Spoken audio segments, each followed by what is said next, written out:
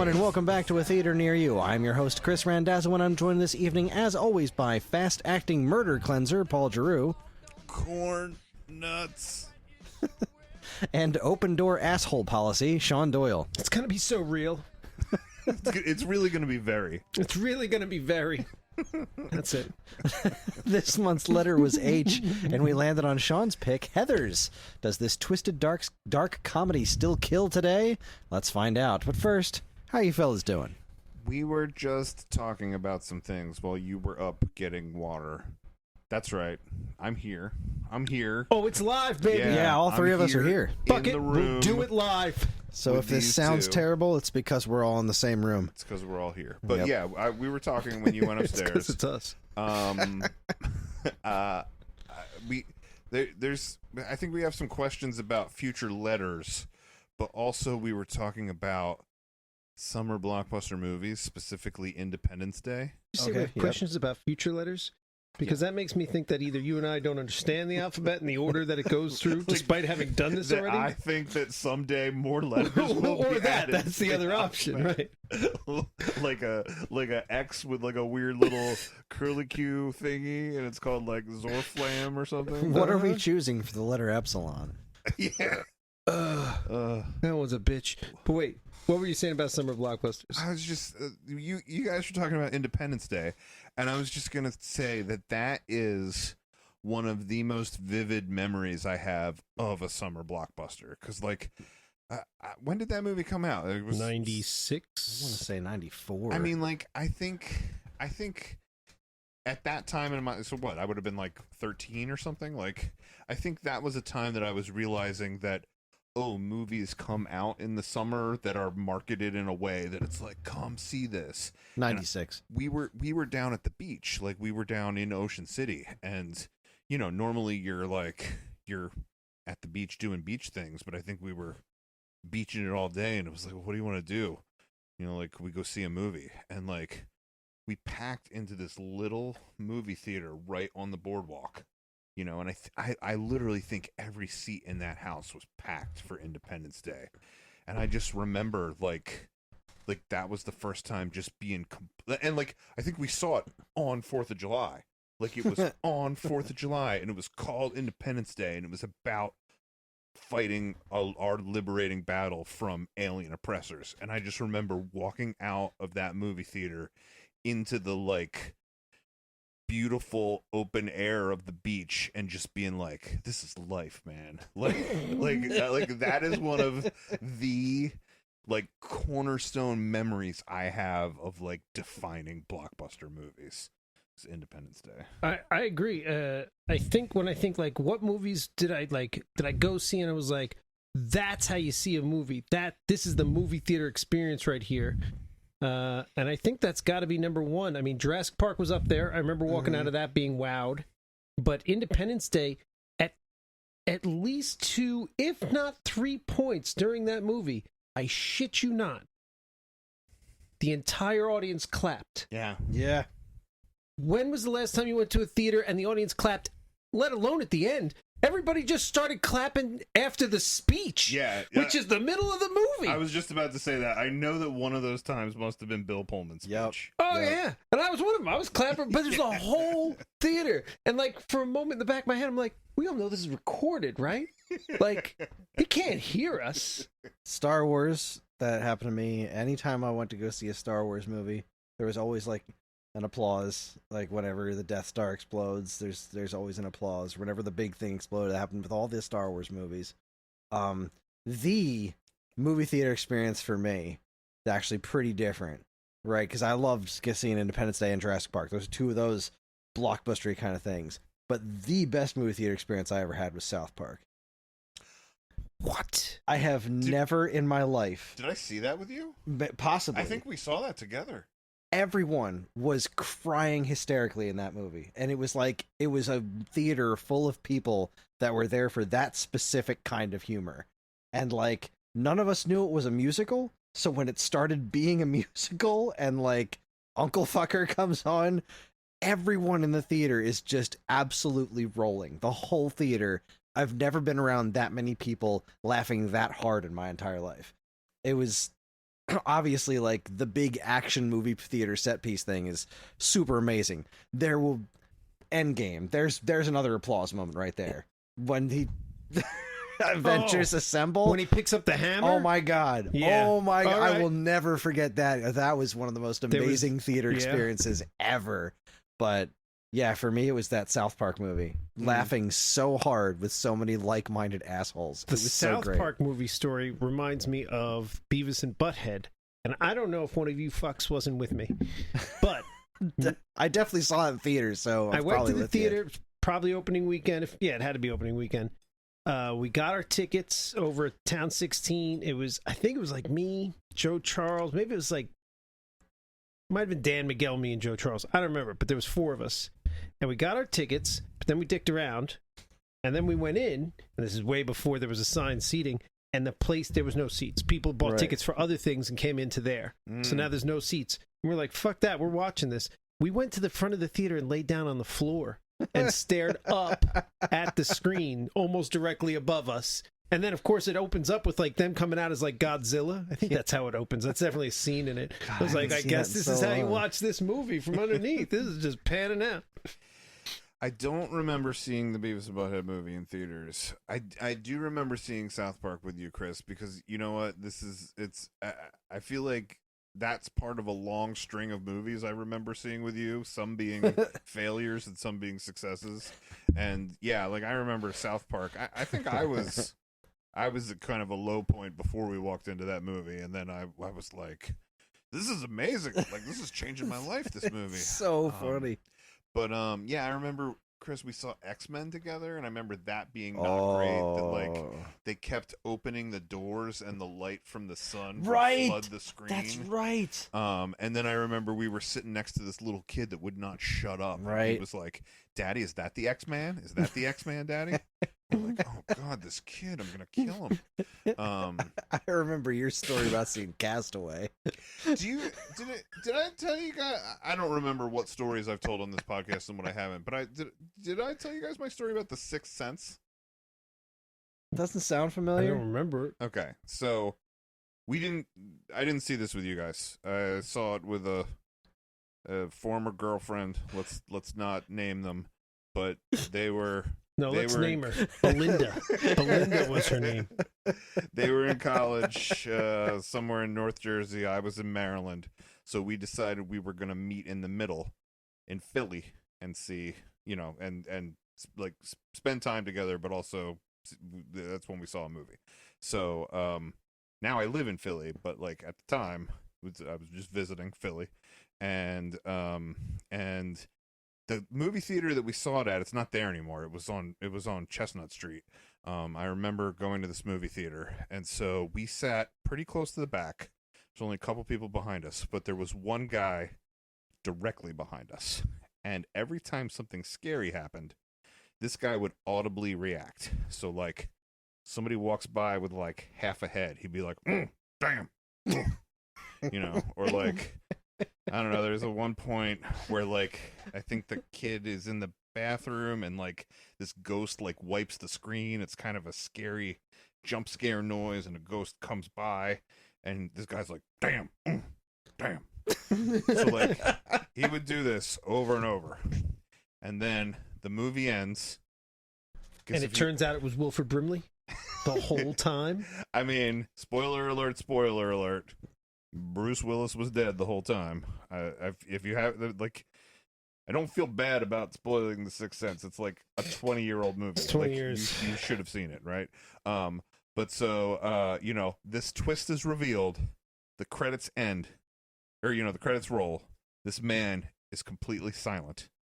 He stands up and he takes a second, and then he goes, "I don't appreciate this movie fucking with my mind." He turns and walks out of the theater. And I went, I will remember this. When I think of this movie, I will remember this moment always. He turned and walked out of your life forever. Yeah.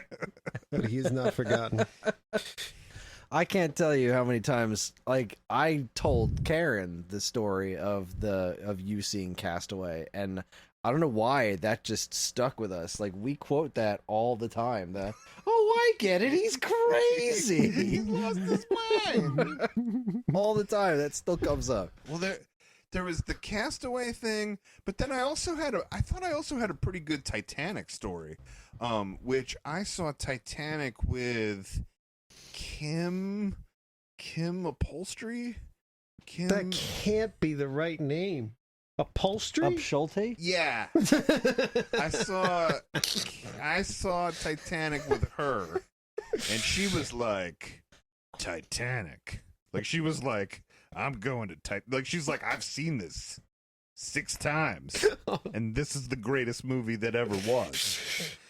And I was like, all right, I think I know what's going to happen. The boat will sink. Man, it would have been a hell of an ending if it hadn't. Yeah, Everyone would have been blown away. But so, like, I think I kind of already had this, like, taste in my mouth about, like, all right, this is a chick flick, and people are here for Leonardo DiCaprio and for the gushy love stuff, right? So I sat quietly through the movie. I was pretty respectful. I think every now and then I would make a comment, and she'd be like, "Shh, stop, shh, watching this." Right? And then the boat floods, the boat sinks, everybody's scrambling for these spoiler alert. Everybody's scrambling for these, lifeboats and whatever, right? And then it was right after the scene where he sinks into the water, right? Where there was clearly enough room for him to get on there, yeah. On that door or whatever it was for him to climb aboard, and it's like he was like, "No, I'm gonna die now," and people in this movie theater are sobbing, and I'm like, he could have climbed on that door. Like, what is going on, right? So everybody's crying. I'm kind of like looking around, like, am I crazy? And then the next thing that happens, like, it's just silence. It's silence, and it's like somebody's like rowing through the water looking for survivors, and it's silence, and I just hear sobs. It's silence, and then you hear a whistle. This person blows a whistle, and I go, all right, everybody out of the pool. These people turn around, they're, shut up, asshole, I'm here to see this movie. So that's my Titanic story. And to our listeners, I'm sorry if I've told any of these are the cornerstones of my movie going life, so I carry these things with me. You mentioned The Sixth Sense, and this is not my story. This was Joe Patuski's story. Anytime he brought up that movie, he was furious because his mom is not unlike my mom, or I don't know if you're just kind of very happy, and they talk and they say things, right? He went to see that movie with his mother, and 3 minutes in, she's like, So I don't understand. So is Bruce Willis dead? Is that what's happening? And Joe was like, no. And then the whole movie was like, oh shit, that was it. That's what happened. Like it was just ruined for him. She just ruined it out the gate. I don't understand. Is he dead? Is that what this is? He's dead now. That's outstanding. There are certain gimmicks in movies, and I think Fight Club and Sixth Sense are two of the things that sort of defined this whole thing. But now anytime I'm watching a TV show or a movie where there's a character you're not totally getting, and then only one person is conversing with them, I'm like, he's not there. He's not really there. That person's not there. Like, there was some show on Apple TV I started watching, and it looked semi-interesting. But like one episode in, I'm like, nobody else sees this guy. Nobody else can see him. Wait a second. Was Christian Slater there? On Apple TV? In what? In Heathers. Was he really there? Yes, he was really there. Other people acknowledged the him. 2 jocks Certainly. that he pulled the gun on. Yeah. That's right. Yep. Thought this was going to have a whole nother take for a second there. This movie is way better than I thought. Layers on layers on layers. You talking about the ending of Titanic just brought up a source of anger for me with the show Lost. So you remember when Charlie died on Lost? Not to go off on too much of a tirade, but you remember which one You know, the Hobbit guy. I remember Charlie. I remember. Yeah. And like, It was at the end of season 3, the Not Penny's boat. not Penny's boat, right? Yeah. Wait, how did he die? It's been a long time. I watched the show, but it's been a long They're Alright. time. in. If you haven't seen Lost, skip ahead like 3 minutes. But We'll be on this for an hour. They're in this enormous underwater base. An enormous underwater base, right? Big room. A high ceiling, huge room. There's another room next to that room, right? he has to go in a room and put in a code into the computer to shut down the thing that's blocking the thing where they can't broadcast off the island. And it's revealed only he can do this thing in this room because the code is musical. It is, it's a numerical keypad, but it's Good Vibrations, I think. Good Vibrations Sounds familiar. by the Beach Boys. So he goes in there to do this, and then while he's in there, the guy that they thought they just killed, the one guy, he's got the eye patch, he lobs a grenade at the window, or something explodes with this window and water comes rushing in. Oh, yeah. And I think what Chris is going to say Rushing is a harsh word. There's a hole in the wall. Like, this whole thing's underwater, right? So the hole that gets blown to the wall is approximately this big, right? About the size of a bowling ball or a football, okay, yeah. right? It would have taken days to flood that entire thing with that hole in the wall. Days. But Charlie was like, no, I have to save everybody from the rushing water. So he closes the door to the tiny room that he's in and drowns. Instead of closing the door on the other side, or even just leaving the door open and letting the water slowly rush in, finish doing what he's doing, and then they could casually meander out of there. And while he's locked in the room, he knows that he's eliminated the signal blocking because another broadcast comes in, and it's Penny, and that's how he knows that it's not Penny's boat. So he has to write on his hand and puts it up to the glass, and it says "not Penny's boat," so that Desmond knows that the people on the freighter are bad. But just open the door. Everyone would be fine. Eventually the place would fill up with water, but you got plenty of time to slowly And you know what? walk. Based on what you've just said, and I should go watch it again, I guess. Should Whole you? thing. I don't know. I rewatched it Dynamics, all a year ago. which I love. I think that dictates that it's actually fluid dynamics. That doesn't matter. If there's a hole in the side, it won't fill up. It'll only fill up to the hole, To the hole. That's another good point. and then the water stops coming in, because that's how physics works. I forgot that you were an expert in fluid dynamics, Oh, I'm trying. or that you want to be. I want to be. Yeah. Yeah. That's not actually what that is, but it doesn't matter. It's still good physics that if the holes in the wall, that's how high the water goes. There's fluid involved, and it sounds dynamic. Sure. Fluid dynamics. Good enough for me. Good enough. So, can I say the other thing that I was going to say About the alphabet? about the alphabet? Yeah, absolutely. Now we're just talking the alphabet. So, It's the letter. It's the letter. Our letter- It's the letter of the day. our letter's great, guys. There are too many letters. Please eliminate 3. I am not a crackpot. Dear Mr. President, there are too many states nowadays. Please eliminate 3. I am not a crackpot. Yeah. So I don't want us to start saying our picks before letters and letters in advance, but if in an upcoming letter, that we're gonna get to in the next 3 months, let's say. Okay. You're being very presumptive about which letter.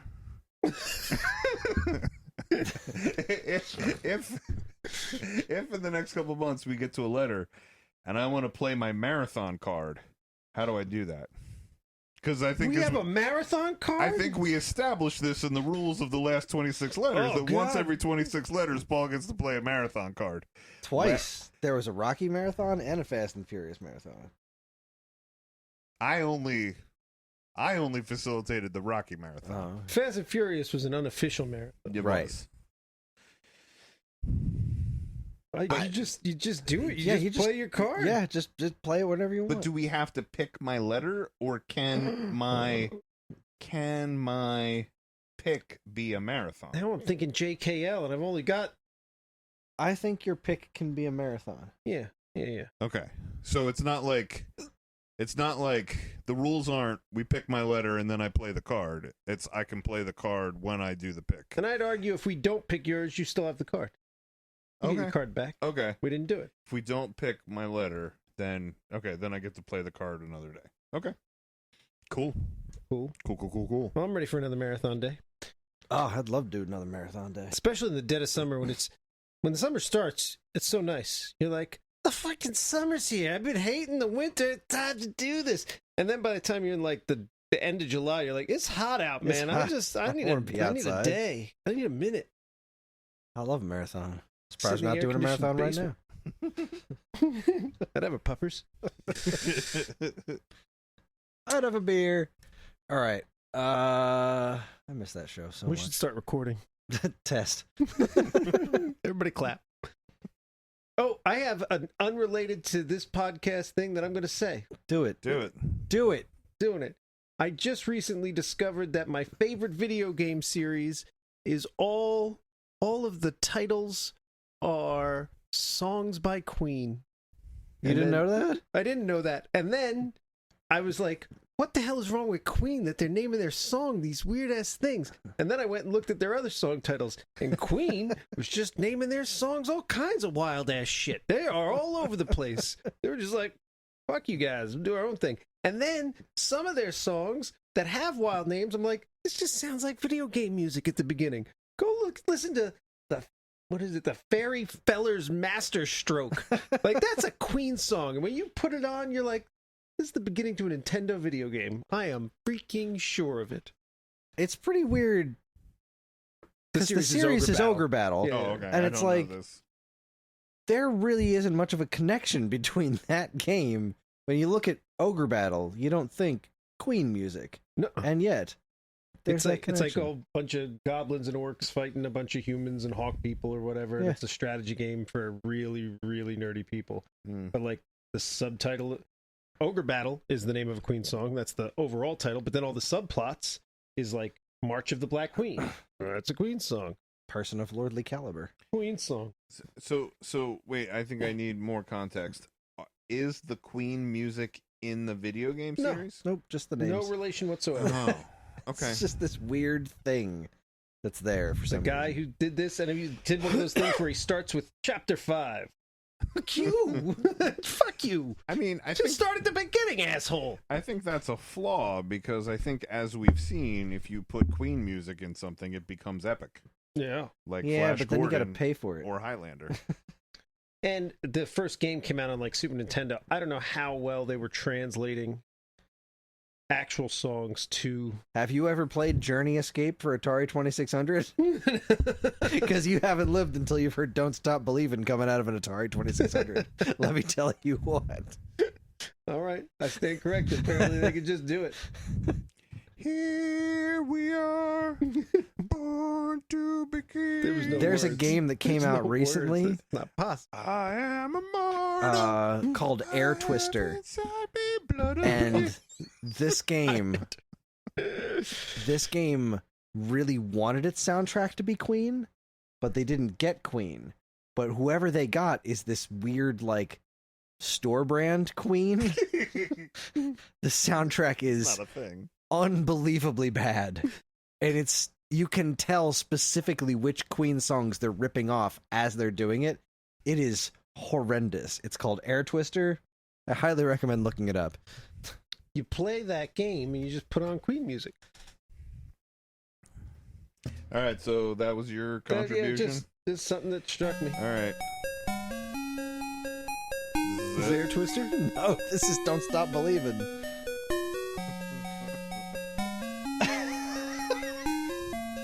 Don't Stop Believing's not by Queen. This is Journey Escape. No. That's as far as it goes. It just loops that over and over again. It's the beginning of Don't Stop Believin'. Oh, I You're I- welcome. Now you've all heard it. You can't unhear it. I guess all I was gonna report to the group as far as what's happened since we all last saw each other is I got a dog. Hey, did, yes. that's fun. Yep. His name is Beans. Why wouldn't it be? Well, actually, when I adopted him, his name was Calvin, but none of us liked Calvin, so his name is Beans. Bean's a good name. Yeah, I think so. And yeah, he's great. He's very he's really very he's very sweet. He is pretty like excitable and agile, but like he's chill. Like you go on walks, he doesn't tug. He's got a lot of energy, but he doesn't seem to know how to play. And he loves having his belly rubbed. Like I get home and he's just like, "Hey, have you seen this?" And I'm like, "Yeah, I got you." And he's like, "You mean this?" I'm like, "All right." So, yeah, he's super cool. He sleeps in the closet. He's made a little den in the closet. It's kind of weird. And the only thing that he's done that was like not cool was on Mother's Day. My whole family was over, and my dad brought out a cake and put it on the table, and it said "Happy Mother's Day." And I thought he had a cover on it, although I can't blame my dad. Like the table's where you put food. Sure. But he put the cake down. We were all in the other room, and I went back, and the dog had gotten on the table and licked the icing off half the cake. So it's like said like "Pee pee hers a." It no longer said "Happy Mother's Day." And I said, "All right, we've learned a valuable lesson about this dog today." And then I tried to salvage what part of the cake I could.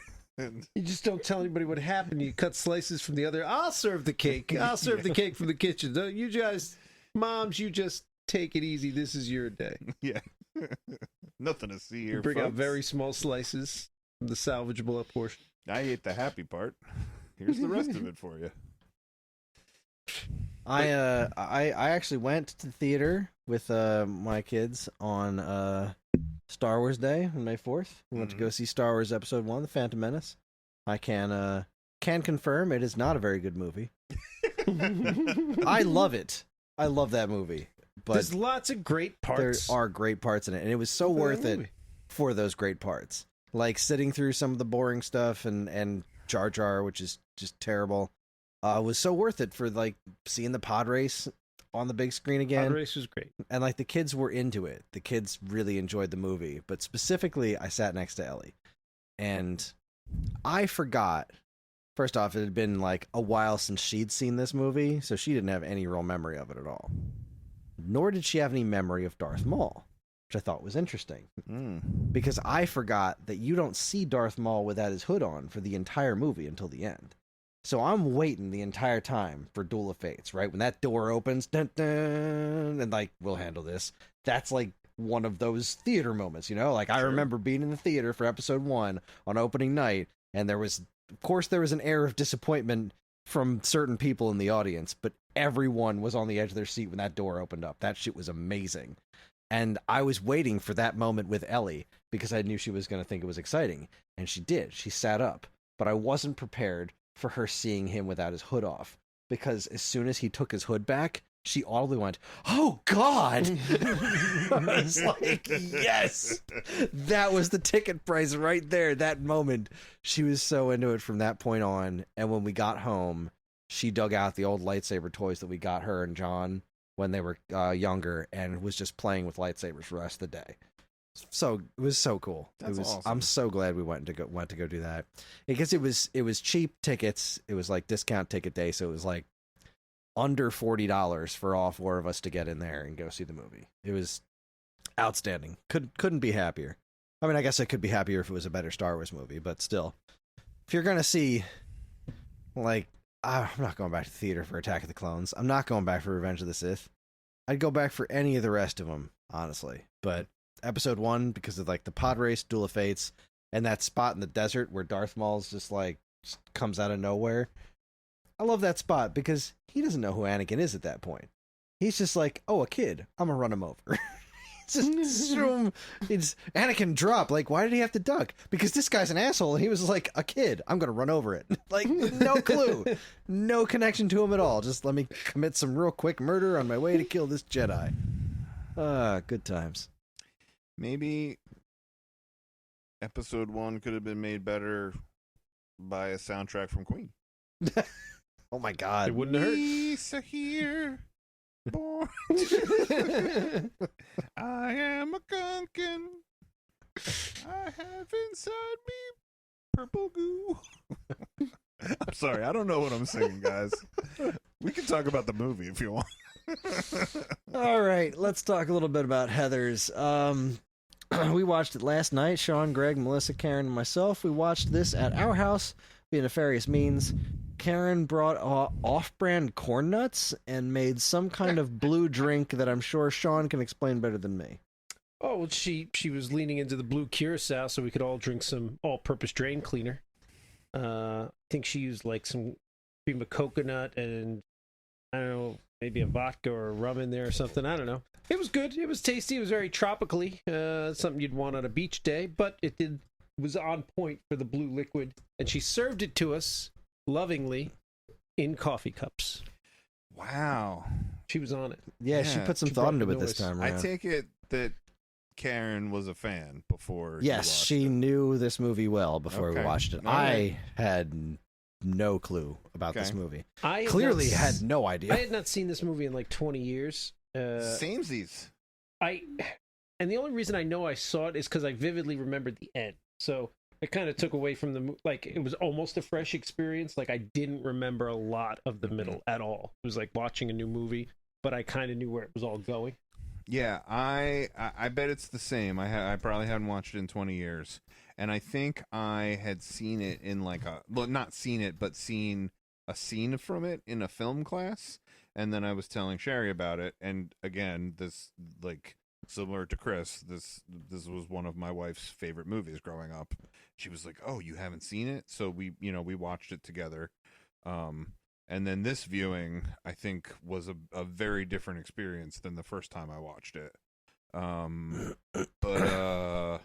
Yeah, I was going to say the corn nuts thing, too. I was going to go, I see you guys ruined it. I was going to go, I had corn nuts, but I didn't really have corn nuts. They were just roasted peanuts. I don't even really know what a corn nut is.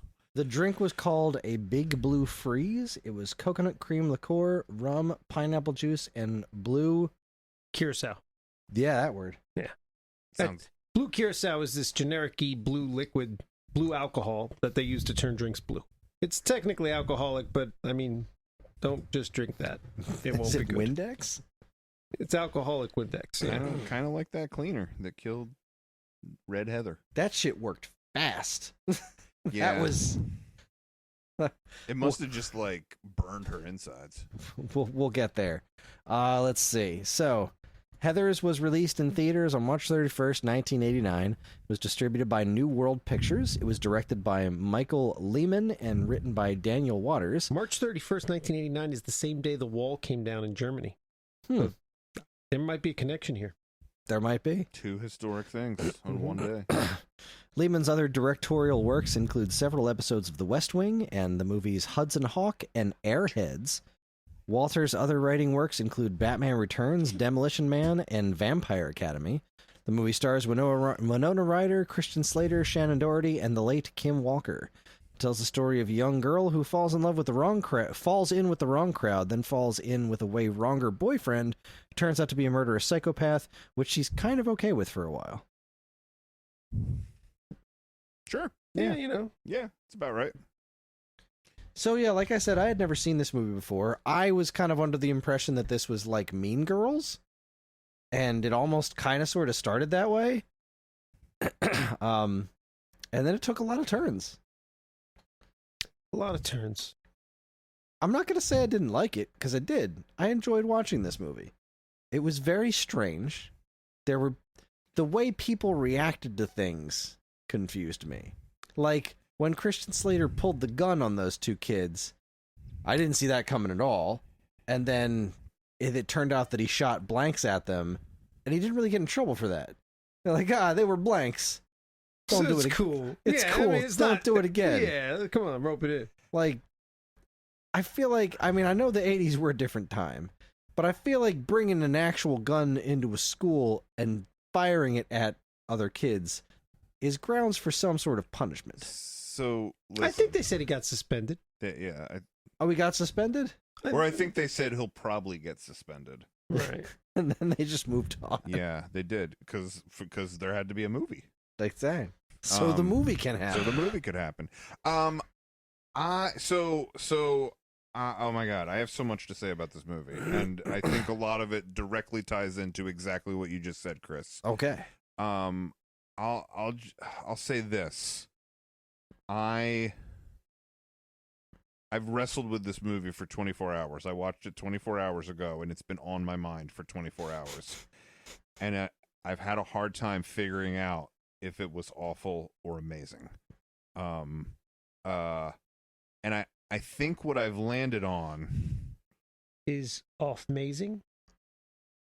Yes. It's awfully amazing. It's awfully amazing. Amazingly no, off. I think that, okay, so look, let me try to approach this in a somewhat linear way, because I think it might help. So the movie starts out with all four Heathers. I guess they're not all Heathers. 3 Heathers and a Veronica. All playing. What are they playing? Croquet. Croquet. Which, like, what kid anywhere plays croquet? You know Every what I mean? kid in this area. Because they'd all come over and be like, "Oh, you want to shoot some croquet? I see you got croquet in the backyard. Let's do it. It's just croquet." But I mean, I think I think the production design, the costumes, each of the Heathers sort of having a color, and that corresponded with their croquet mallet and ball, and then that they sort of like highlight the shittiness of this group by them like stepping directly on these flowers and then, like off onto their, the rest of their, what they're doing. Like kind of like sets the tone for this movie. Because like nothing about it feels like reality.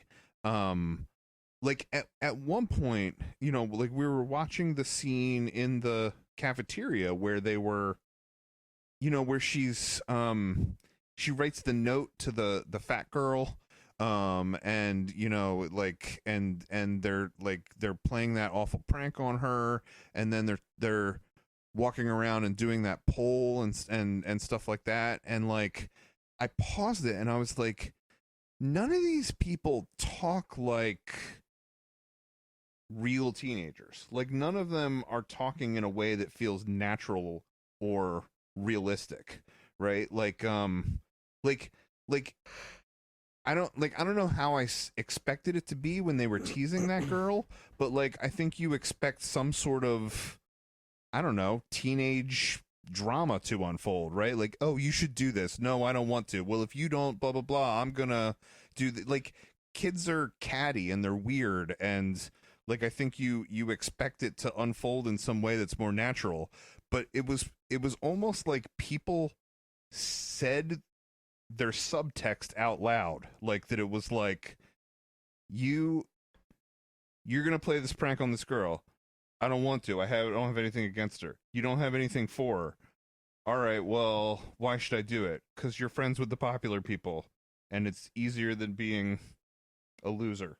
You know what I mean? Like they just stated Their out loud motivations their and their- motivation, and I was like, this seems so strange. But I think it had to like establish this weird surrealistic world, because otherwise you can't go on this journey where you at first identify Christian Slater's JD character as like the cool loner that's like dealing out cool justice, to like him being a straight up psychopath, So the surreal word is definitely the correct word. It's a low key surreal. It's not Naked Lunch surreal, but the whole thing is just a little off of feeling real. And I kept thinking the whole time there's some sort of social commentary happening, not just the obvious like I mean, there's the obvious social commentary about like whatever Mean Girls or whatever that same thrust, but there's like another one that I feel like I'm missing. Like sometimes you watch a movie like Repo Man or something like that, where it's like they're being surreal in one direction on purpose, and the times when I felt it the most was when she interacted with her parents. Yeah. It was just not. It felt intentionally one step to the. I don't mean this in a political sense, but one step to the right. It wasn't just off center where like a little left, a little right. It was everything is one phase over to the right. Like, remember that show Dark Shadows? Is that what it was called? No, that was the soap opera Tales from the Dark Side, where they were like, imagine a world just like ours, but everything's just a little off. Yeah. In one direction. And the scenes with their parents, I'm sure there was some sort of purpose for it being like that. So I think part of it was just establishing that nobody was going to behave the way that you expected them to, right? Like the stuff with her parents, you know, I don't think any parents and kids talk that way. You know, they were talking to her like she was a colleague. Are you going to go to this party? Are you going to do this? You know, and then the dad would be like, why do I read these spy novels, or why do I smoke these cigarettes? You know, and because you're an idiot. Yeah. You know, like no kid and parent talks that way. But I think that then paved the way for, you know, that scene. Well, all right, so let me lay out two things, right? I think with the parents, it directly like lays the groundwork for the scene where she pretends to kill herself and she's got the bed sheet wrapped around her and it looks like she's hanging, because that mom walks in and the mom doesn't freak out or scream or cry or grab her kid or anything. She goes, oh my God, should I have let you do this? Should I have let you do that? You know, like such a weird kind of humorous, like, you know, dark comedy, but like weird humorous reaction. And I think it needed to lay the seeds for that along the way, because otherwise you can't get behind Winona Ryder's character, because Winona Ryder does the same thing when they kill the first Heather. Like, she drinks the blue stuff, she crashes through the coffee table, and they kind of set up that Winona Ryder didn't mean to kill her. She grabbed the wrong cup by accident. But Christian Slater definitely did, yeah. was like, oh, we're killing her, right? So they needed to try to make her not culpable throughout the movie so that she's the hero. But she kills her friend and isn't like, oh my God, call the ambulance, call, like any of the things you would do when someone died in front of you. She was just like, oh my God. I mean, I wanted to kill her, but I didn't want this. So, I mean, they might give you an out with the first Heather, but then by the second one, like, she knows she's killing that guy. Like, she sits with the first body, like, yeah, like she thought it was gonna be a blank, and then she shot her. It's like, wait a minute, this guy's dead. Mm-hmm. So I thought for sure she was shooting Christian Slater when she actually got the chance to shoot. But no, she shot and killed the other dudes so they could follow through with their plan of making everyone think they were gay. Right. Which, man, this movie hated gay people. Granted, and it was the 80s. But... I don't agree. I think so I sorry, the characters in this movie hated gay people. Oh, sure. The characters... I don't think the movie actually hated gay people. I think that the characters in this movie were grotesque in their homophobia. I think that was part of the dark humor of the movie. I think the movie realized that a little bit. Like, I love my big gay son. Well, I started cracking up when he talks about the gay artifacts that he's going to leave with the bodies. And it's like it starts out being like, you know, a gay porno mag, and then it ends up being like mineral water, you know? And like, I just thought it was so funny that it was like, we're going to put things we're you know, like it was almost saying like they were almost in on the joke. Like, this town is so homophobic Right. that they're gonna react to these other things. Because the cop, as soon as they pulled the Minner one out, was just like, "Oh, we got this figured out now." Oh my gosh.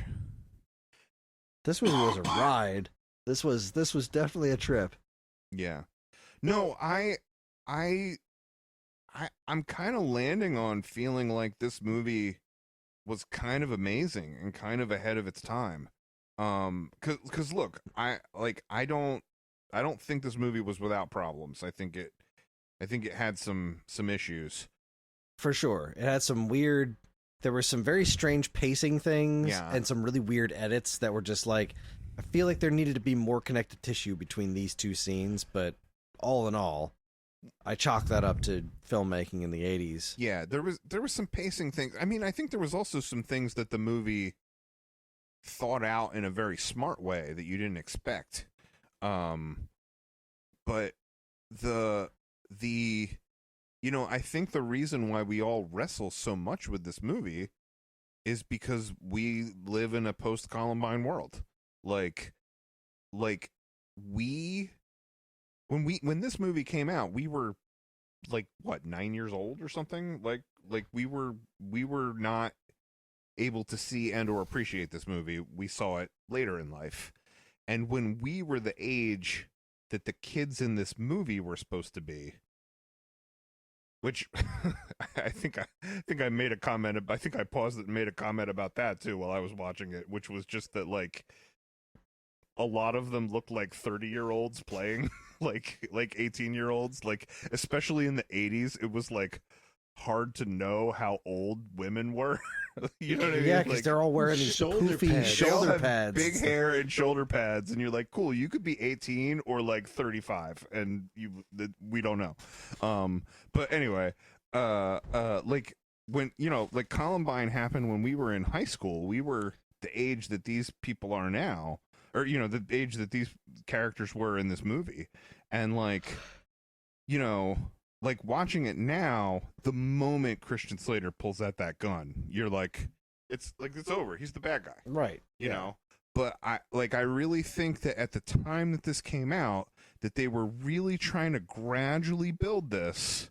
Because I think in the beginning he does kind of come off as this cool loner James Dean kind of character. He's even called JD, and the last name is Dean, and that he's like the vengeance, not vengeance, but the comeuppance for the bullies and the and the snobby popular emotional bullies, whatever, all the people in high school that you don't remember fondly, that like this guy is going to be,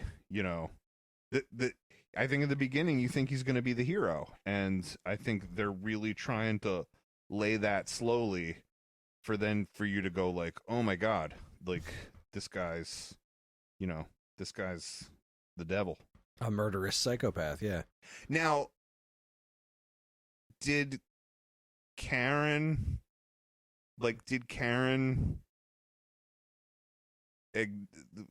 was she like what was her experience with this movie? Was she always like, oh, he's the bad guy, or like did she grow up thinking Christian Slater? Because like Sherry told me when she was young, she didn't realize that he was the bad guy, because like Christian Slater's so charismatic, and like I was gonna say young girls are attracted to him. When we were saying what's the problem with the, you were pointing out some nitpicking problems with the movie. I was gonna say they made Christian Slater the bad guy. You can't go making Christian Slater the bad guy. That movie's crap. I thought Christian Slater was so good. Like, I thought his performance in particular was like so on point. Yeah, he was. I mean, I've always liked Christian Slater. I think he's great and just about everything. No, I thought all the performances were good. I barely recognized Shannon Doherty. She's so freaking young. She's so tiny. And Winona Ryder is great. Karen's gonna come down and you can ask her. Oh, okay. because why not? She's Sure. here. Yeah. No, and I agree. All the performances were quite good in the movie. I mean, everybody acted it. Everybody acted it great. It was just the writing was so odd, but The man on the street wants to know, Karen. Christian Slater. Wait, how do we do this? Do yeah, we need she'll to give take Karen a microphone? she'll take my mic. Oh, okay. Christian Slater. Wait, no. We gotta ask. How about this? What was it that you liked about this movie as a kid? I don't know. It just sort of became like a family in joke. Like my mother would quote it all the time, like "What's your damage?" That kind of thing. Okay, it is highly quotable. Yeah. I think it was like the satire of the, teenage stereotypes. Was there any characters you particularly loved? Veronica, I guess. Okay, Yeah. so did you always know who the villain was, even as a kid watching it? Okay, Yeah, I think so. all right, I don't know. It was a long time ago. all right. Well, now I feel like maybe you need to edit out. So Sherry liked this movie for Christian Slater. Sure. And then, she watched it later in life and was like, oh, he's the bad guy. But, like, he is super charismatic and, and young girls love Christian Slater. And he starts out. I mean, it's the what do you call it? What type of hero is that? The Anti-hero? Right. Yeah. He starts out as the anti-hero, right? Sure. So like, and then where's that line? It gets blurry in comic books and TV shows all the time, right? When is the Punisher the bad guy and not the good guy anymore, right? You either die the hero or you live long enough to see yourself become the villain. So yeah, but by the end it's easy. It's like, all right, he's become the bad guy. And in the beginning, when he pulls the gun on the two jocks and there's just blanks in it, I don't know. That seems like the good guy. He sees him picking on some people. He does this thing, takes a suspension, makes those two look like jackasses, right? Seems all right. Well, if I'm remembering correctly, even some of the, and let's face it, it's not justice, it's flat out murder. But like when it's framed as justice, it directly reflects some of the other thing that's been laid out in the movie. Because like Chris, you said that it was, that like, oh, this town is so homophobic and blah, blah, blah, right? But the justice he gives to those guys is directly related to them picking on those nerds and being like, you guys like to suck big cocks. Say you like to suck big, right? Like, those guys were homophobic. And he's like, all right, we're going to, this is. And you know what? That first one, the first murder, he seems genuinely shocked after it. So, like, I know he knows it was poison, but he seemed a little shocked, too. Maybe he didn't think she was going to drink it. Maybe he didn't really think it was going to kill her. It was just going to make her throw up or whatnot. I don't know that he was totally in. I think that was his turning point. And then he was like, oh, we can just kill people. I thought he was just playing along. I just assumed that he's been killing people for a while. And, like, this is what he did in the other places, why he wound up moving around all the time. And so he was acting like that to try to calm her down. And then, just to be like, hey, murder's really not that bad. We should do it more often. The movie lays some pretty good groundwork, like I'm saying. Like, some of the stuff that you don't think is important later comes back being important. Like, for example, the dad, his dad who blows up buildings for a living is a demolition expert. I don't know. Seems to like his job a lot. I think he's in construction. Right. In construction, in air quotes. But yeah, I mean, that obviously comes back when spoiler to the end, but where Christian Slater rigs the school to blow. We're talking about this movie. I know. I just like to go listen to this podcast if you haven't watched the movie. To go we're in like talking more of a, about the movie, like linear way. But anyway, look, like some of the stuff gets called back to in an intelligent way. But like the first time I started questioning Christian Slater was the relationship with the dad, where they're like all talking in the third person, and it's like, "Hey, son," like he's calling the dad son, and the son's calling him dad, and It's they're like they're trying to tell the other one what their line should be. oh, and they're like no, and they're like saying things that they think that a loving father or a respectful son should say to each other. And like I'm watching that scene, and like there was some degree of humor to it, but I'm like, are these two fucking psychopaths? What is? It's like turns out. Then they kind of indicated that it was a little questionable. That they kind of indicated the dad may have killed the mother. She definitely committed suicide, but then at one point, Christian Slater was kind of insinuating that dad knew. Yeah, she was in the building. Christian Slater made it sound like she chose to walk into that building and die because she knew that he was going to blow it up. But yeah, it does sound like the dad was complicit. Right. Yeah. You know? Yeah, like the relationships with the parents, the way the kids talk to each other, where I sort of talked about them saying their subtext and not really what kids would say. I think it all speaks to like nobody in this movie acted the way that you thought that they would act. And the other one that really stuck with me was the teachers. Like I thought that was one of the first scenes that I thought was laugh out loud funny, is that teacher's lounge where they're like, you know, they're thanks, Karen. Thank you, Karen. Thank you, Karen.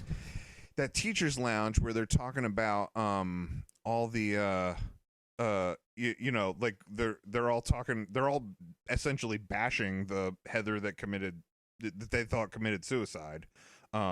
You know, and talking about like what all the kids are going to say and do. And there was that one teacher that was like, listen, we should let them talk about their feelings, and we should get them together, and we should, you know, have some sort of catharsis. And like, they were all like, you dirty hippie, you know, like they acted like she was a crazy person. Like she wasn't even a cheerleader, half a day at most. Right. When like, I feel like that teacher was saying the only thing that really would provide like healing and help for kids that knew somebody that died. But then even that lady wasn't the good guy. Like then she's involving the media, and she's like sensationalizing the deaths. Yeah, she's all chasing clout. And at one point she even has this line that was a great line where she goes, deciding whether or not to kill yourself is one of the most important decisions you'll ever make. The most important decision a teenager can make. Yeah, that was a good line. So this movie was made 40 years ago. I don't think they were painting her to be the good guy the first time. I think they were making fun of ridiculous hippies. Like I think they were throwing out jabs at whatever you want to say, the left and the right, right? Mm-hmm. So like these teachers that were like, oh, you know, half a day for a non-cheerleader or whatever. Like they were poking fun at them, but they were also poking fun at the touchy-feely ones. I don't think they were trying to make her the good guy in that scene. And then just to drive that point home later on, she goes off the deep end and she's like, look how great I am. I just think a lot of the things about this movie were smart because nobody escapes unscathed. You know, the parents look bad, the teachers look bad, you know, they're all sort of lampooned in this weird stylized dark comedy way. But then like I think it was also really nuanced with the kids, you know, like you know, the stuff that Winona Ryder wrestles with, it's not it's hard to get behind because she's complicit in people's deaths, but it's literally like teenage problems, like do I go along with this or don't I, you know? And even the other people that died were sort of humanized in different ways, you know, like the awful Heather, like they go to that party together and she's, you know, she's kind of like debasing herself in front of these college guys, but it's like she's cool in high school, but then like out in the world she's as confused and, you know, messed up as everybody else. Right. Yeah, like she goes and blows that dude, and she clearly didn't want to, and she clearly hated herself for it afterwards when she's spitting at herself in the mirror. It was like, yeah, there were these. I think that's why I didn't see the dark comedy vibes, like the whole murder thing coming, was because it was laying this groundwork for just kind of a more not more interesting, just a very differently interesting approach at just being a more I don't know if realistic is the right word, because like the way that they would speak to each other, we're saying like, you know, fuck me gently with a chainsaw, like just super raunchy things that like, yeah, kids would probably say weird shit like that to each other when their parents aren't around. And I really appreciated that about this. I really appreciated that scene, the whole thing, what you're talking about with her seeming like she was awful.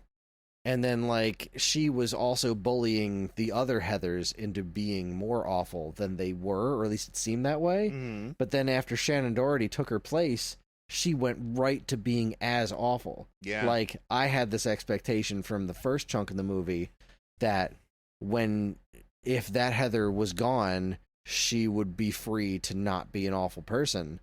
But it was the exact opposite. It was like, once she wasn't under her thumb, she's like, cool, now I can be that awful. Yeah. There were a bunch of interesting character studies like that, of like how these different people reacted to these different situations. And I really did love, and I know it was kind of played for laughs, but I really did love that the dad of the dead kids was just like, I don't give a shit if he was gay, he was my son. And it was like, it was played for laughs, but at the same time it was like, especially in, what was it, 87 or 85, 89, like at that point, to just be like, fuck it, he was my son, that's all I care about, and I'm sad that he's dead, and I'm proud of him. Like, I thought that was a really, really cool moment, and a very interesting thing to happen in this movie. Yeah. Which was very strange. I did like the line from Christian Slater. It was like, football season's over. They have nothing left to give the school. Yeah, Shannon Doherty, the green Heather, who was green with envy over the red Heather, who was the lead Heather. I guess I felt like the other Heather didn't get a ton of development. Well, she had the whole thing where she tried to kill herself. Was she a yellow? She was Heather? yellow. She Yeah. tried to kill herself, and she was more there for part of Veronica's development, where you see Veronica start to pull back from the Christian Slater arc. I just felt like the lead Heather and Shannon Doherty's Heather were like really had very clearly defined things, and I felt like the other Heather was just there because if you have two Heathers, it's just a coincidence. But if you have three Heathers, then you got a group of Heathers. And it's a party. You know? No, I thought the whole thing with her trying to kill herself was, I thought the point of that was trying to put a realistic spin on, or at least a realistic spotlight on what it would be like for a non-crazy person to be in this environment where, you know, they've tried to sort of glorify suicide at this point. Mm-hmm. And so other kids start thinking, that's my way out. So like when the fat girl walked into traffic and when she tried to take all those pills, it was like, okay, so Christian Slater's murder spree is actually having a psychological negative effect on everyone around them through this glorification of suicide, which is, again, this is a dark comedy, but it's also like looking at this pretty serious thing through a lens of like, and I'm glad that she didn't die there. I'm glad that, you know, Winona Ryder got there in time, because it's like, I don't know, it's one of those things that happens where over dramatic young people think suicide is the answer, and especially when other people, when it starts happening around them, like, I don't know what it would be like to be around a rash of suicides, but I don't know, it was just an interesting thing to watch. So I think that's a thing. Like, they don't report that, right? Because I think when they do, there's an uptick. What are you talking about? I think I remember reading that in something. And now I just don't have enough nouns or verbs to complete a thought here. But Okay. I think they don't report a lot of suicides, because when they do, you end up with an uptick in suicides. Oh, I see. Right, that makes sense. Yeah. And I think they like make a purpose. I mean, obviously with celebrities or whatever, it's hard to, you know, whatever, that is what it is. But like in general, they just don't report it. They died in their home. Yeah. I look. I think the movie was really interesting in a lot of ways, and I think it had something to say about the kind of person and the kind of personality that Christian Slater was before before we knew what a threat that was in schools and things like that. Like I this movie would never get made now, but I'm really glad that it got made when it did. Like I'm glad that this was a movie that we could watch. I also think that while it had its problems and that sometimes it was hard to get behind the darkness of the humor, I think the movie was as good as it could be. And I do think that the way it ended and the endings that people got were great, because I went on IMDb and I read an alternate ending for this. Where he does blow up. I think there's an alternate ending where he does blow up the school. There's also an alternate ending where Winona Ryder goes up to the fat girl. What's her name? Martha Dump. They kept calling her Dump Truck. Martha the whole time. Dump Truck, where she sure that's goes not up it. to Martha Dump Truck and is like, "Hey, do you wanna come over on prom night and watch a movie or whatever?" And Martha Dump Truck stabs her and goes, "Fuck you, Heather." And then as she's dying on the floor, she's like, "I'm not a Heather." And I was like, that's really dark. But also, I think the movie got the right ending. Like, I think the movie ended the way it should end. Like, It's like the original ending of Clerks. I think Oh yeah. I But you think see- Martha Dump Truck should have some, should have some kind of happy end. She was the only one that was legitimately miserable. So I kind of like. Well, I mean, they were all miserable. I mean, They were, they were. Even all. Shannon Doherty's character at the beginning, she's like anorexic. They reference, There was and a- she's being used. There was a lot of non-consensual sex in that movie. Well, sure. I kind of like the Martha Dump Truck stabbing her at the end, whereas I don't like it in Clerks, because Clerks. This was a dark comedy that just kept getting dark. Yeah. Right? It just kept doing weirder and weirder things that were off center. So, like, to give us the happy ending, I know Christian Slater just blew himself up and Winona Ryder's still wearing pieces of him while this is happening. But then that last scene is like they tacked on a thumbs up, it's gonna be okay. Don't actually kill yourself, kids. It's all gonna work out. Which I guess is a good message, but to put a PSA at the end of this this spiral of shit seems a weird move. So I don't know. I think they could have just upped it another notch and been like, "This is what we've been doing the whole time. We killed that girl. You weren't ready for it. That chick drank the blue thing and hit that table hard. It was jarring. Yeah. Jar us one more time. We didn't see Martha Dump Truck coming with the knife. The movie's so dark and surreal, it is really hard to know like which is the right move. But like I like the way that it ended, and I liked, I think because Christian Slater's arc, while we all was like, from the minute he pulled that gun, we were like, he's clearly crazy. But I think because it was tended to be such a gradual thing and he played it so well, I think then it was a cool ending where she almost became like the action star, like she's covered in soot and, lighting up a cigarette and stuff. Like I like the ending that we got. I like that she had the take charge thing and she's like, I can be the lead, Heather. I can wear the red scrunchie and like still be a, not be a bitch. Yeah. I struggled with this movie for 24 hours, but I think all in all, I really liked it. I still feel like tomorrow Friday, Tomorrow's Saturday, Friday. I'm going to wake up, drink my coffee, and be like, let me find out what that movie was actually about. And there's going to be a real simple answer, like, this was social commentary on, and it's going to be something real specific. I'm like, oh, I missed that shit entirely. It was all about walruses the entire time. Yeah, no, I liked it. Yeah, it's a I'm good glad movie. I've seen it. It's Worth an the watch. important cultural touchstone, and now I'm in on it. I'm in on the joke.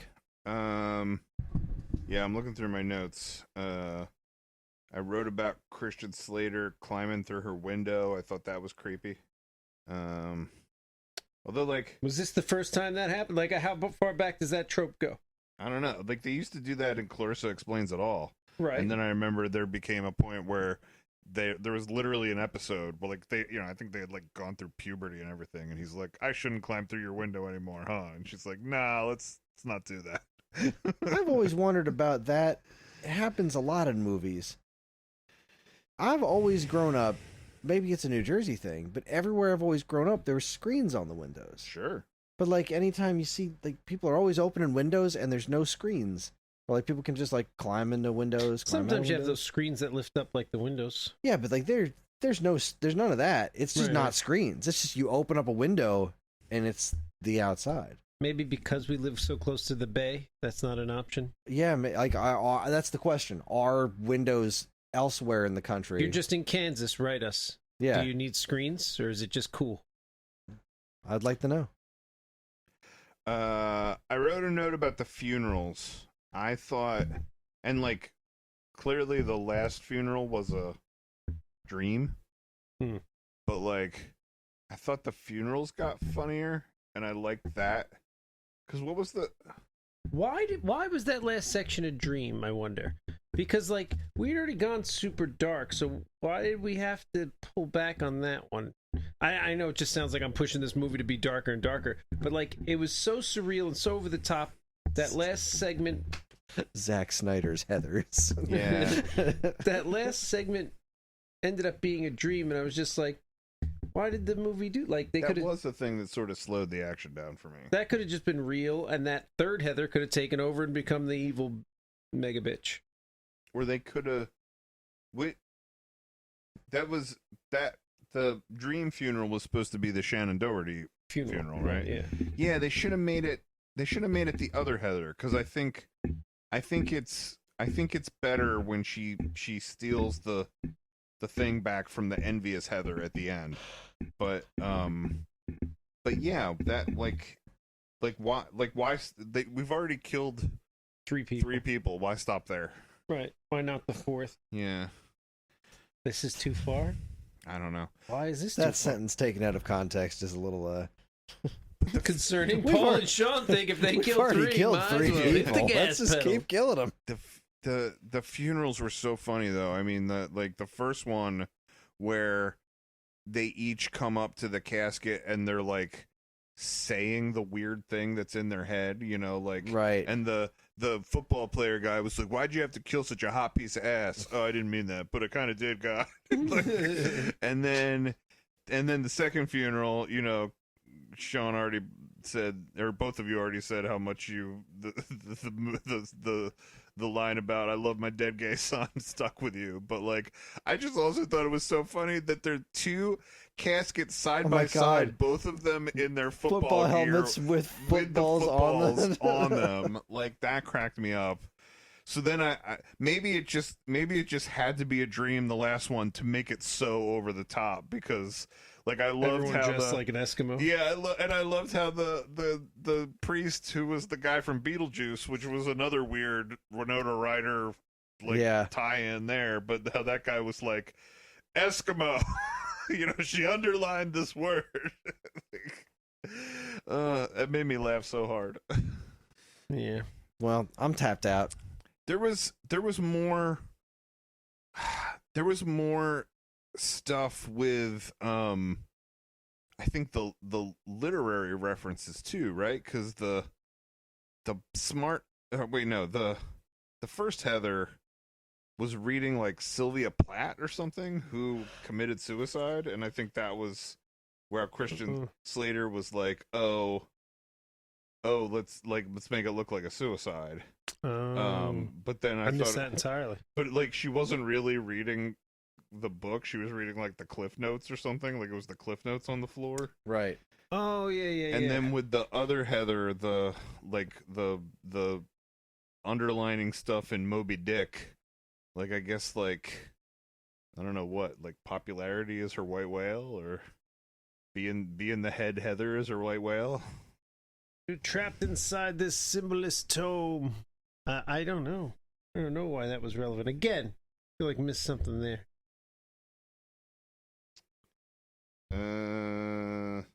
Yep. I think we covered the rest of my notes. All right. All In right. general, we say go ahead and watch Heathers. Yeah, thumbs up. It's weirder than I thought. It's not the movie I expected at all. If it comes to a theater near you, definitely go see it there. Because I think on the big screen, no, none of this is true. It's fine on the small screen. Hey, this page in my phone that I wrote these notes on, now that I deleted all my notes from this movie because we just went through them, I'm looking at the other notes that I wrote, and it's everybody's birthday so that we can have that communist birthday club. Oh, yeah. I'll stay acceptable. Acceptable birthday to you. Oh no, my friend Kari, who listens to this, is gonna be mad because she was in my other communist birthday club. And You're now out, she's gonna Kari. be like, We don't know you. You can Yeah. have multiple communist birthday party clubs. Kari, I'm gonna get together with other people on days that are not their birthday and celebrate collective birthdays, just like communism. Fantastic. All right, well, I guess it's time for us to do our votey thing. No. Okay. Well then, good night, everybody. All right, who wants to go first? I haven't gone first in a while. Go I'll ahead. go first. So this one, I feel like we talked about this a little bit around when it came out, but it's been a while, and I would like to not just talk about Indiana Jones and the Dial of Destiny, but also do a overall Indiana Jones. I mean, I wouldn't mind doing a marathon. Oh, you're trying to play the marathon Marathon card. We all Oh. get marathon cards. I was more saying, like, I would also like to do a ranking. I would like to know what everyone's, now that the movie's been out for a year and change, what is everyone's actual final ranking Don't on the answer. Indiana Jones Don't- movies? I see your No, eyes. Yeah. I'm not going to answer. Don't I'm answer just now. rethinking the rules. Maybe there's only one marathon card per 26 letters, and it's Whoever gets to it first. whoever gets to it first. Like if we No. vote for it. No, I like movie marathons too much to limit to one per year. I'm fine If with there's a movie marathon. proper excuse to do a movie marathon, I'm fucking in. I think I'm just acknowledging that it is selfish of me to act like it's my card to play. like you're suggesting a thing that denotes a marathon. Perhaps you are playing the marathon card. We all have the this card. 26 letter. Next month, when I make us watch every James Bond movie, we'll know how painful it actually is. So yeah, Indiana Jones and the Dial of Destiny with the side order of, at the very least, coming up with our overall Indiana Jones rankings, not including Young Indiana Jones Chronicles, because I will not watch that again. All right. Well, that is was a easy. bad show. I could do that. Oh. It was a bad show, and it should feel bad for itself. I could do it without a marathon, but yes, sure, I can. Yeah, Yeah, like I could do it without a marathon too, but as I'm saying it, I could do it. I'm right gonna now. watch all those movies. I could. I just watched Last Crusade a few days ago, I'm not gonna watch and all I'm not. those movies. I'd be fine with watching all of them again, no question. All right. With or without you fuckers. You want me to go? Or? I'll go. I got a real shit. Sure, great.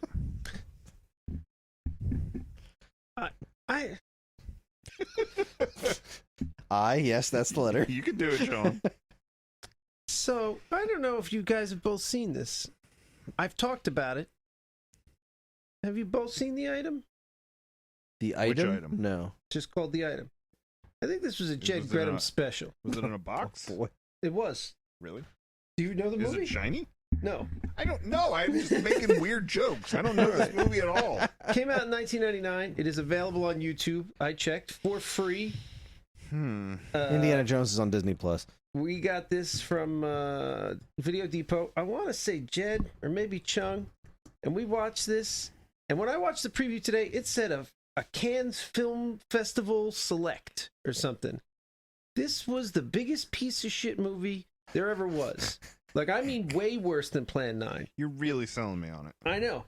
When I tell you transvestite ninja hookers raping no-eyed alien shrimp, I mean transvestite ninja hookers raping no-eyed alien shrimp who may or may not be controlling people with their minds. The shrimp, not the hookers. Oh, shit. I'm sorry. I'm sorry. Sex. Well, that was Paul's pick too, right? Damn it. Back to the drawing board. If nothing else, if we don't pick mine, I do suggest you watch the preview. It's only a minute long, and then look at the cover of the box, because you're not going to see the no-eyed alien shrimp with the penis tail unless you look at the box. All right. Well, I think in my head I was going back and forth between a bad movie and a good movie, and after Sean explained that, I'm gonna lean into the thing that I think is a good movie. So my pick is gonna be The Imposters. So I know I want to be clear about this because there's probably like 5 movies called Imposter or The Imposter or You said know. this is a good movie. I liked it. I mean, I think it's probably been 10 years or 20 years since I've seen it, but I remember finding it fun. I don't know what I would get on a rewatch if I would feel the same, but it has Stanley Tucci in it and Oliver Platt, and they are both sort of down on their luck, washed up actors who end up being stowaways on a cruise boat. So yeah, that's my pick. You're always pushing Tucci on us. I swear to God. Yeah. No, he's pretty good. Wow, yeah, there's a lot of Imposters movies. I found it. What year? 98. Sure. Sounds right. Sure. So hopefully I like it. Hopefully it can be a Hopefully you like it. You just said you like it. Hopefully I did like it, but I'm sorry, let me rephrase that. Hopefully it is a theatrical movie that can wash the bad taste of Asteroid City out of the mouth of this particular group. How's that? If we choose it. Okay, all right. Oh, Well, God, we got to text stuff. red leader standing by. Gold leader standing by. Blue leader standing by. And go. No time. All right. The Imposters. All right. Imposters it is. All right. Well, there you go, everybody. That is your homework for next month is The Imposters. I feel bad. I voted for the garbage movie that Sean just said. I know. Which means the item got a vote over Indiana Jones. Let me tell you what sentence should never be said again. And The I- item got a vote I over was proposing an Jones. Indiana Jones marathon. And I love Indiana Jones. I love Indiana Jones. Love it. And part of me is sad that I voted for Sean's garbage movie. But I think it's really highlighting how much it's hard for me to talk about the new Indiana Jones movies over the old Indiana Jones movies. Well, now I I'll want to have do that it. conversation. I'll do it someday if you want me. We could go through the alphabet and then we could do Indiana Jones since we didn't do it at I know that this is important to you, Chris, but you have to understand that I'm a diehard for the Holy Trilogy, and even that, the middle one is garbage. I'm we've right there. We've talked about this. The middle one's great. That's what I'm saying. I have a lot of thoughts on those, and I didn't see. I actually missed the beginning of Dial of Destiny. We were late to the theater, so I still haven't seen the beginning of that movie. Anyway, we're watching The Imposters. All right. Imposters it is. There it is. All right. And with that, Theater Near You is a part of the Geekade Podcast Network. And if you'd like to get in touch with us to share your comments, movie suggestions, or whatever, you can send us an email at mail@geekade.com. We can also be found on most social media outlets and the official Geekade Discord server, all of which can be found in our show notes. If you'd like early access to this podcast and several others on the Geekade Podcast Network, check out the Geekade Patreon, linked to in the show notes. It helps keep this show running and our site shiny and clean. Thanks for listening, and we'll see you next time in a theater near you. Hit me out. It's the only way you'll win. Is that a Heather's quote? I don't know. Okay.